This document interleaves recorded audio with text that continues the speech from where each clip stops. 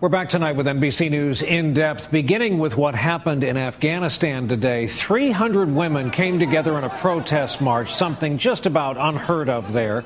They were demanding the repeal of a new law imposing harsh restrictions on women's rights.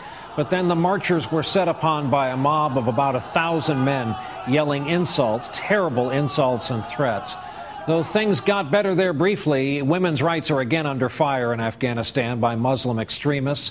But some women are fighting back at great personal risk. The story you're about to see is a tough one. And fair warning here, what follows is not suitable if you have little ones in the room. But we agreed with our chief foreign correspondent, Richard Engel, that the story needed to be told. And so here now, Richard's report from Kabul. For centuries, the women of Afghanistan have had to walk behind men, their faces hidden, their dreams denied, often living a harsh life in a place where most women are illiterate, forced into marriages, and beaten by their husbands. Women like 18-year-old Hatara, trying to find a new life. She's training to be a beautician. Hatara was just 15 when she was forced to marry. Her husband was 65. When I first saw my husband, she said, I cried and I asked why my mother would marry me to him. And it got worse. Hatara soon discovered her husband was a gambler who demanded she pay his debts through sex with other men. When I refused to prostitute myself, she said, he would cut my hands with razor blades, shave my hair, and slash my scalp.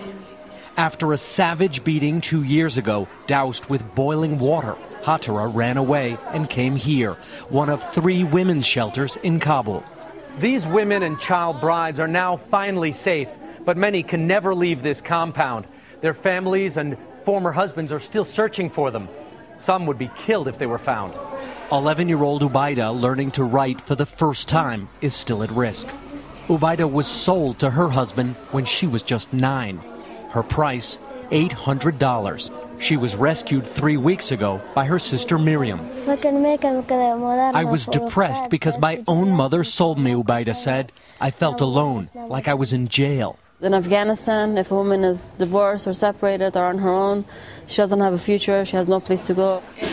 So the women stay here, sometimes for years.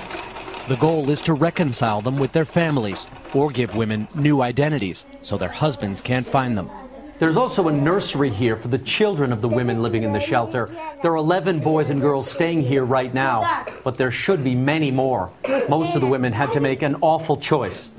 Escape the abuse at home, but leave their children behind. 22-year-old Homa often plays with the children. It reminds her of her 2 sons, still with her husband, a Taliban fighter. He beat and tortured her, breaking her legs and pulling out her fingernails. I trembled every time he entered the room, she said, and cried every night before he came home.